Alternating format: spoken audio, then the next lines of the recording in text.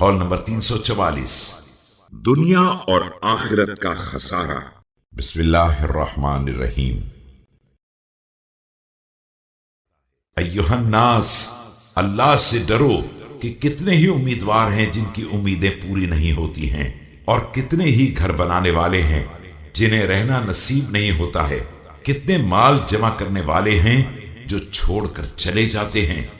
اور بہت ممکن ہے کہ باطل سے جمع کیا ہو یا کسی حق سے انکار کر دیا ہو یا حرام سے حاصل کیا ہو اور گناہوں کا بوجھ لاد لیا ہو